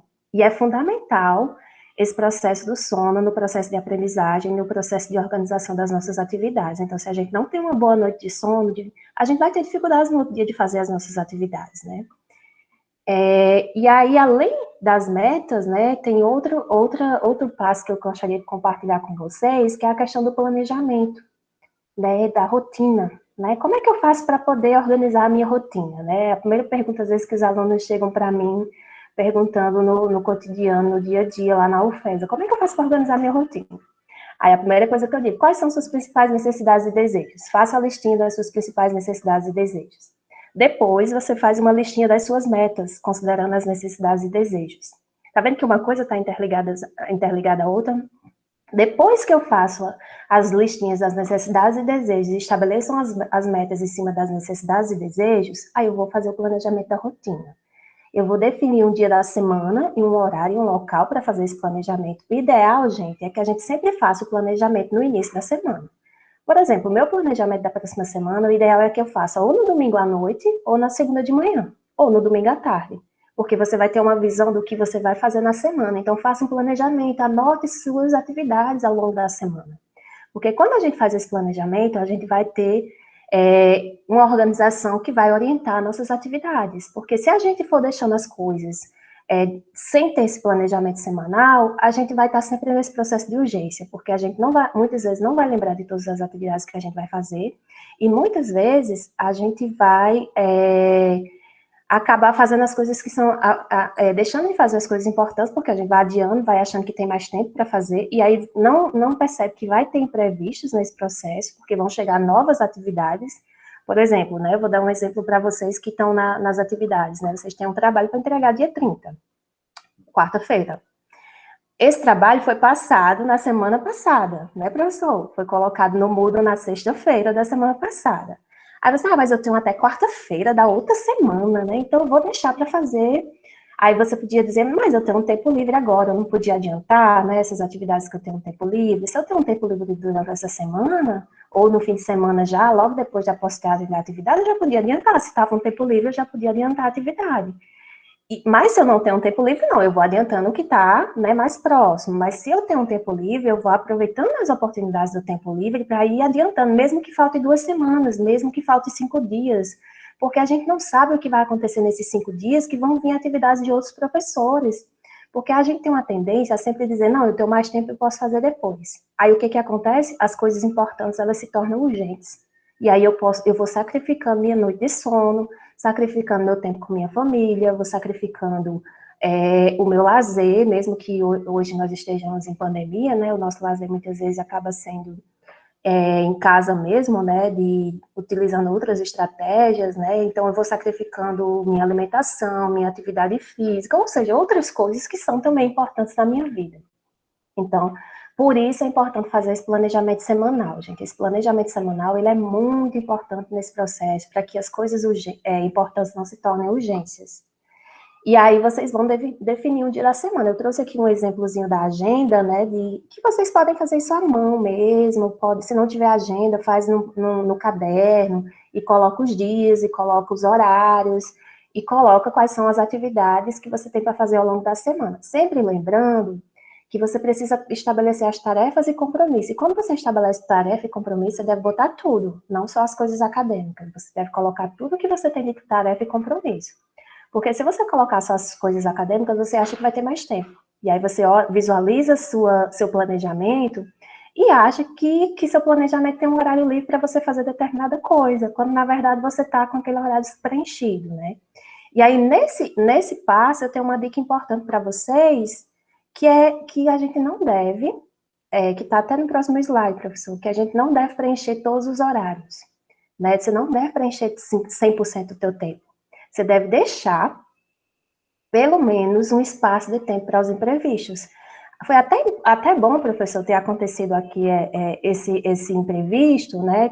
Que a gente combinou lá desde a semana passada, esse processo desse imprevisto aqui de não ter dado certos slides, para vocês verem, né, como imprevistos acontecem e que a gente tem que estar preparado para esses imprevistos. Então, por exemplo, no tempo que eu e o professor Epson estabelecemos, aqui na atividade, a gente reservou um tempo para imprevisto, porque a gente não sabia como é que a tecnologia ia se desenrolar. Então, assim, se eu e o professor Epson não tivéssemos estabelecido esse tempo com esse imprevisto, como é que seria? Né? A gente ia ultrapassar o tempo, a gente não ia conseguir terminar no tempo que a gente programou, que a gente planejou. Então, a gente precisa o quê? No nosso processo de planejamento, reservar o tempo para os imprevistos. Então, eu elenco todas as atividades da minha vida naquela semana. Quando eu digo todas, envolve todos os aspectos da vida. E ainda tenho que deixar o tempo para os imprevistos. E aí, quando eu digo os imprevistos, eu digo nos imprevistos de todas as ordens, seja familiar, social, acadêmica, pessoal, né? Porque a gente não sabe o que vai vir, né? Pode vir qualquer coisa. Então, cada dia vocês deixam um espaço.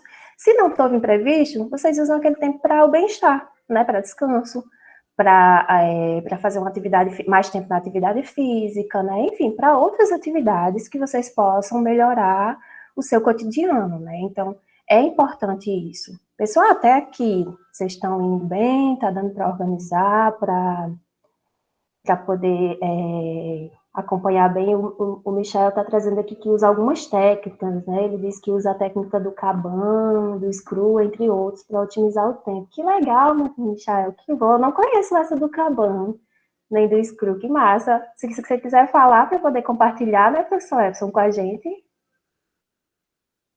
Quer falar, Michael? Fale aí, Mai. Acho que ele não quer falar. Mas ele disse que está tranquilo para compreender, né? Então, acho que está indo tranquilo para acompanhar, né? Então, até aqui a gente está no terceiro passo, não é isso, gente? É no terceiro?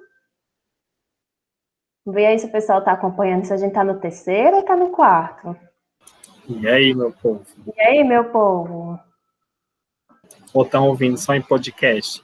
Eita, só ouvindo, acho que estão dizendo, eu vou só escutar a Mônica em podcast mesmo, que é. Não, eu estou escutando, professor. Tá. Qual é o passo que a gente tá? Não, eu estou prestando bem atenção mais, assim, às suas colocações. Nas dicas, né? Estou aqui, ao mesmo tempo, resolvendo outros trabalhos, senão eu não dou de conta, né? Olha aí, vamos ter que gerenciar esse tempo, né, Israel? Mas aí, infelizmente, não é porque nós queremos, porque como nós estamos, pronto, entre um colega, né? Nesse momento mesmo, eu já estava estrategando como a gente iríamos gravar o vídeo, que já está tudo pronto, e já deixamos para o final de semana, para justamente não termos imprevisto e mandar de última hora e faltar inédito, né? Então, assim, eu estou acalhando no horário da disciplina. Estratégia aqui com a colega, né? Mas, não, eu entendi, mas acontece, não se preocupe não, mas eu entendi, mas o importante é você ir...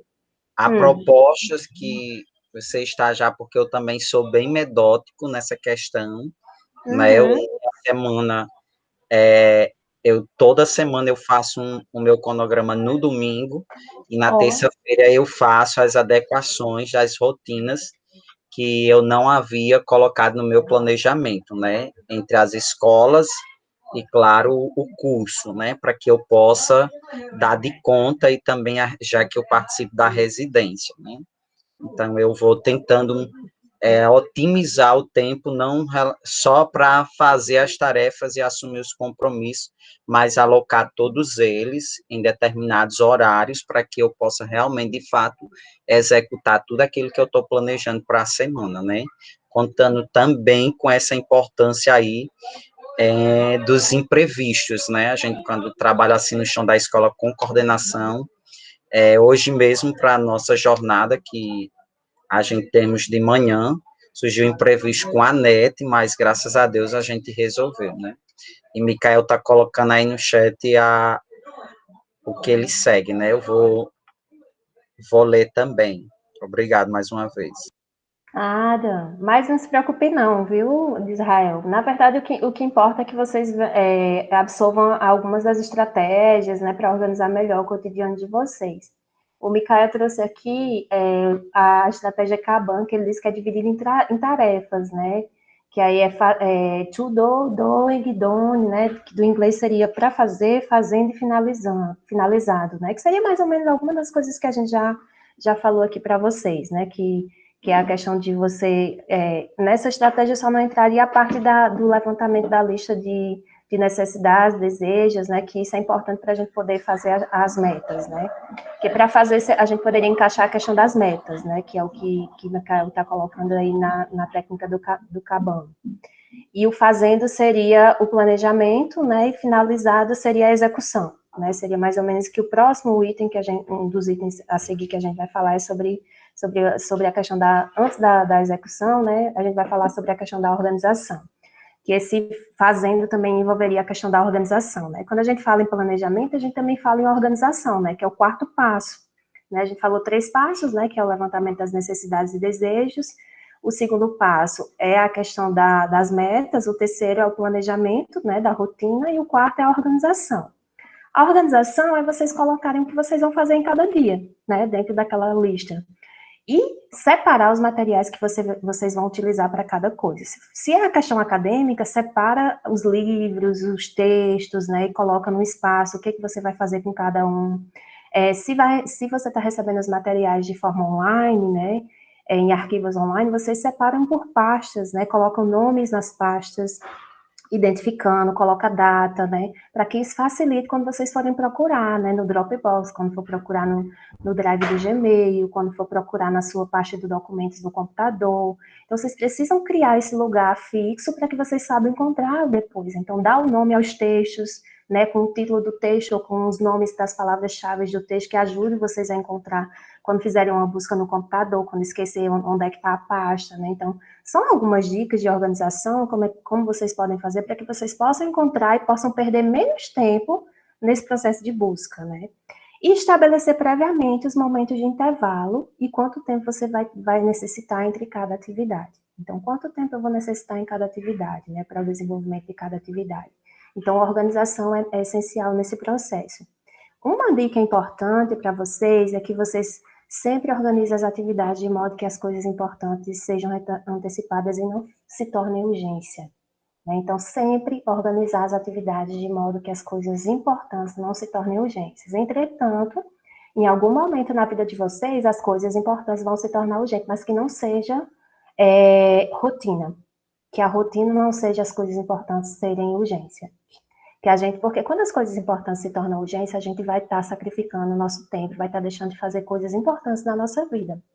E aí envolve coisas importantes da família, brincar com o filho, né, quem tem filhos, dar atenção à mãe, ao pai, né, então, as pessoas que fazem parte do nosso cotidiano e às vezes a gente sacrifica, né, e a gente precisa ter esse cuidado para não sacrificar, né, porque a família, o lazer, o descanso, a alimentação, o cuidado pessoal, o autocuidado, eles também são importantes nesse nosso processo de autocuidado, né, então, é fundamental isso. E o último passo é a questão da execução. Na execução, é importante que a gente priorize o que é essencial, e o que é importante. E aí, como é que vocês vão executar? Vocês vão fazer o quê? O levantamento do que é mais, né? Todo aquele processo. Fiz a lista, depois que eu fiz a lista, estabeleci as metas, depois que eu estabeleci as metas, eu fiz o planejamento, depois do planejamento eu fiz uma organização e eu vou para a execução, porque eu já sei quais são as coisas que eu tenho que fazer, sei o tempo que eu vou gastar cada coisa, e aí agora eu vou executar. Né? A execução é isso, é você ir finalizar a atividade como o Micael colocou aqui, né? Que é finalizado a atividade, finalizando, né? Então, esse passo, né, esse quinto passo, está relacionado a isso. E aí eu vou trazer algumas outras dicas para vocês que podem ajudar. Se a gente tivesse presencialmente, a gente ia fazer algumas atividades com vocês, né? De fazer essa listagem das necessidades, né? A gente ia fazer esses passos, mas à medida que ia fazendo cada passo, a gente ia junto, né? Cada um construindo, né? Então, como esse material vai ficar disponível para vocês, vocês podem, né? Sempre estar utilizando e ir fazendo esse processo em casa, né? Fazer a lista das necessidades, fazer a lista das metas, depois fazer o planejamento, né, considerando aquela ilustração que a gente colocou, né, mas aí você pode fazer essa ilustração da melhor forma possível, adaptando ao seu cotidiano, fazer a organização, né, conforme as dicas que a gente sugere, e a execução, porque a execução vai finalizar o processo, diante da atividade que você tem. E aí uma dica importante quando eu estou no processo de desenvolvimento de uma atividade, é interessante fazer várias tarefas ao mesmo tempo? O que vocês acham? Acham que é interessante? Já fizeram? Foi difícil? Quanto tempo vocês conseguem dividir a atenção de vocês? Né? Quem consegue dividir a atenção entre várias coisas? Né? Nem todo mundo consegue. E às vezes fazer várias atividades ao mesmo tempo, a gente acaba o quê? Deixando uma de lado. Ou uma acaba sendo dada pouca atenção. A gente não consegue dar atenção integral a 100% a várias coisas ao mesmo tempo. Você pode até tentar, mas sempre alguém vai ficar perdido aí nesse processo. 100% você não consegue dar para todas as coisas. Então, o primordial é fazer uma coisa por vez. É mais produtivo fazer uma coisa por vez do que várias coisas ao mesmo tempo. Vou dar um exemplo. Quando vocês estão estudando, vocês geralmente estudam para várias disciplinas ao mesmo tempo, né? Geralmente não é indicado, porque quando você está estudando para várias disciplinas ao mesmo tempo, então você tira meia hora para uma, meia hora para outra, isso no mesmo dia ou no mesmo horário, não é interessante, porque você está parando um conteúdo e já entra em outro que não tem relação, que não tem ligação. Então, o ideal é o quê? Separar um período de tempo mais longo para cada uma das atividades que vocês vão desenvolver, né? E aí isso inclui a questão acadêmica, isso inclui a questão pessoal, a questão profissional, porque se vocês forem fazer várias coisas ao mesmo tempo, vocês vão deixar de lado, sempre alguma coisa vai ficar que não vai ser 100% e que vocês não vão conseguir dar conta, né? Então, isso acaba sendo prejudicial nesse processo. Outra dica importante que eu queria trazer para vocês é relacionada à questão dos recursos eletrônicos. Né? Os recursos eletrônicos, eles acabam interferindo no nosso dia a dia, no nosso desempenho, no nosso tempo. E aí, às vezes, ao invés da gente utilizar eles, a gente é utilizado por eles. Né? A gente acaba fazendo esse processo de, ao invés de utilizá-los, a gente é utilizado por eles. Então, é importante que a gente avalie o que é relevante. Né? O que realmente é relevante. É eu utilizar ou ser utilizado por esses procedimentos. Eles são muito importantes, a tecnologia, as redes sociais.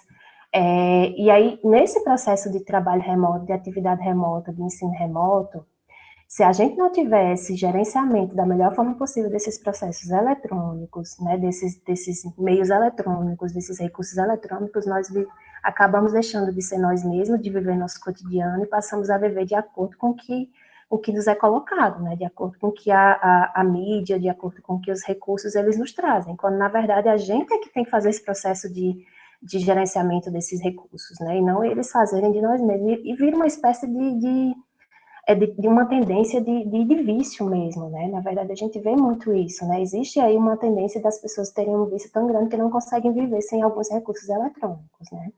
Eu sei que tem pessoas que não conseguem ver o verdinho lá do WhatsApp, quando chega uma mensagem, tem que sair correndo para ver, né? Eu não sei se vocês conhecem pessoas assim.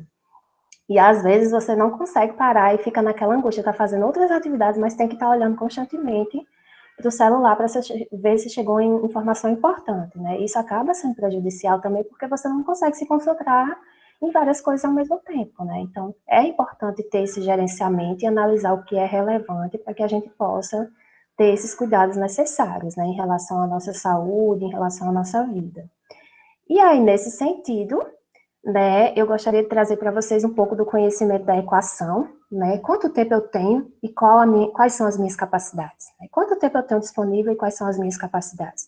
Para que eu possa entender melhor essa equação, eu preciso saber quantas horas eu preciso de sono, eu preciso saber quantas horas eu posso diminuir emergencialmente, né, numa situação de urgência. Eu preciso saber em quanto tempo minha concentração cai, né, por isso que às vezes a gente tem esse cuidado de separar a aula, né, quando é de forma remota, para ter um determinado período de tempo, porque a gente sabe que tem um período que vocês se cansam. Se vocês se cansam presencialmente, imagine de forma remota, que você tem que ficar constantemente olhando para uma tela de computador. Qual o limite da minha capacidade? Né? Então, são perguntinhas que a gente consegue responder lá com o primeiro passo, né, do conhecimento das necessidades, desejos, das vontades, né, dos planos, dos projetos. Né? Então, a gente só conhece isso se a gente fizer esse levantamento de quem nós somos e quais são as nossas principais necessidades e desejos. Então, a partir eu só vou conseguir gerenciar o tempo da melhor forma possível se eu fizer um levantamento de quais são as minhas necessidades, desejos, os meus projetos, as minhas capacidades. Então, diante desse aspecto, eu preciso, para que eu possa alcançar esses 5 passos, eu preciso levar em consideração o primeiro passo, porque se eu não fizer o primeiro passo, não adianta eu fazer os outros passos. Não adianta eu estabelecer metas se eu não sei quais são as principais necessidades, minhas principais necessidades. Não adianta eu fazer planejamento se eu não fiz meta e nem sei das minhas principais necessidades. Percebe que são interligados os passos? Se eu não faço um, eu acabo tendo dificuldades de fazer um planejamento que realmente esteja dentro da minha realidade. E aí, lembrando, tem imprevistos, né, tem dificuldades, né, a gente vai ter urgências, né, gente, não vai deixar de existir urgências. As coisas circunstanciais, elas vão estar presentes na nossa vida. Entretanto, a gente precisa estabelecer o que é prioridade, né, porque às vezes não é falta de tempo, às vezes é falta de prioridade. Às vezes é prioridade que a gente precisa estabelecer na nossa vida. O relógio, ele pode ser absoluto, né? Ele tem a hora, ele nunca vai deixar de ter aquela hora. Mas o tempo, ele é relativo, porque somos nós que estabelecemos o nosso tempo. Né? O relógio, a hora está ali, não vai deixar de existir. A gente não tem como mexer nas horas, mas a gente tem como mexer em como a gente vive diante das horas que a gente tem. Então, era isso que eu queria trazer um pouco para vocês, para compartilhar. Tentei ser bem sucinta, viu, gente, para cumprir o tempo. E olha que mesmo com os imprevistos, viu, eu me programei considerando os imprevistos, e olha que eu falo muito também. Mas né, a gente tem que ir diante do que a gente tem, das possibilidades que a gente tem, e ultimamente tem sido um mantra pensar em que perspectiva. A gente faz o que a gente pode diante das possibilidades que a gente tem. Então, eu acho que isso deve ser algo que a gente deve refletir, né? Porque é o que a gente tem, e diante do que a gente tem, a gente vai seguindo a nossa vida. Eu vi que Micael falou algumas coisas aqui, né? Que ele falou que é muito cansativo passar muito tempo em uma única tarefa.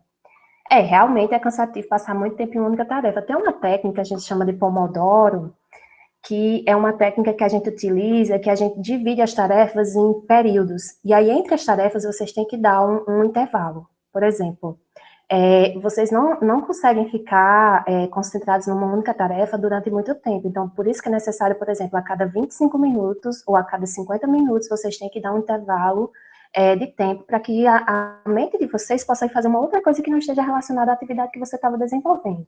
Aí depois vocês podem dar uma olhadinha na internet sobre a técnica Pomodoro, que ela diz que a cada 25 minutos você dá um intervalo de 5 minutos. Entretanto, tem gente que não se adapta de parar uma atividade após 25 minutos. Eu, particularmente, eu não me adapto de parar a cada 25 minutos. Eu gosto de parar a cada 1 hora ou a cada 50 minutos. Eu dou um intervalo de 10 minutos, aí vou olhar o celular, vou beber uma água, vou no banheiro. Então, assim, vocês precisam estabelecer esse tempo também quando está desenvolvendo atividade, né? Quando a gente está trabalhando, por exemplo, né, lá na sala ou no computador, ou quando está no próprio ambiente de trabalho, vocês dão intervalos para ir beber água, para ir no banheiro. Então, assim, é importante fazer esses intervalos para não ser exaustivo, que é o que o Micael está colocando aqui, né? Para que não haja uma exaustividade, né? E aí isso acaba interferindo na nossa capacidade e na nossa produtividade. Alguém falou aqui que desativa, foi o Micael também, as notificações de celular, a Raíssa também. que é uma estratégia, viu, gente? Desativa aquelas notificações que aparecem lá o verdinho para não ficar angustiado. E quando estiver estudando, deixa o celular distante, né? Porque só se você deixar perto, você não vai conseguir ficar muito tempo sem mexer, né? Então, era isso que eu queria trazer para vocês. Se vocês tiverem alguma pergunta, tá aqui também. Não deveria estar. Mas, assim, eu acho que a gente precisa tentar criar algumas estratégias. Lembrando, gente, que não existe uma receita de bolo, né? O que eu faço não vai ser igual para a professor Epson, que não vai ser para Micael, que não vai ser para Raíssa, mas que a gente vai utilizando algumas dicas de como a gente pode melhorar nosso dia a dia. Então, foi um pouquinho que eu quis trazer para vocês, e a gente está à disponibilidade para tentar, junto com vocês, construir um planejamento, uma rotina, tá certo? Estou à disposição, se tiver dúvidas. Ô, Mônica, que maravilha. Muito obrigado pelas suas falas, né? Eu acho que ajuda muito a gente, pelo menos, a refletir, né? Não sei se muitos podem colocar essas dicas em prática, mas tenho certeza que a pessoa que escutou pelo menos um pouco do que você disse, né, vai pensar um pouco sobre o que ela deseja, qual a meta dela, o que de fato é urgente, o que é importante, né? Então, acho que já proporciona uma reflexão para muitas pessoas. Principalmente para todos vocês que têm aí 4 dias para terminar o seminário e me enviar. Tô brincando. Gente, alguém gostaria de fazer alguma intervenção, alguma pergunta para a Mônica? Aproveitar esse momento. Se não, a gente agradece muitíssimo mais uma vez a todos vocês que estiveram aqui. Para quem está assistindo essa aula posteriormente também, né? Fique muito à vontade para contactar a nossa querida Mônica, que está lá no Moodle, né? Todos têm contato dela. Escrevam mensagens, se tiverem dúvidas, se tiver algum elogio, inclusive, também, tá bom? E é isso. Acho que no mais, né, encerramos por hoje, só lembrando que na próxima aula a gente não vai ter por conta de que é feriado, né? Sexta-feira Santa. Tá bom? No dia... deixa eu ver, só confirmando, dia 2, não é isso? É isso mesmo, gente? Perfeito. Então é isso, gente. Boa noite para quem vai continuar nas atividades. Descansa um pouquinho, toma uma água. Obrigado aos tutores que estiveram presentes hoje. Não esqueçam de ter a pausazinha, né? Entre uma aula e outra. Colocar em prática. E é isso. Obrigado. Tchau, gente. Mais uma vez. Eu que agradeço. Tchau.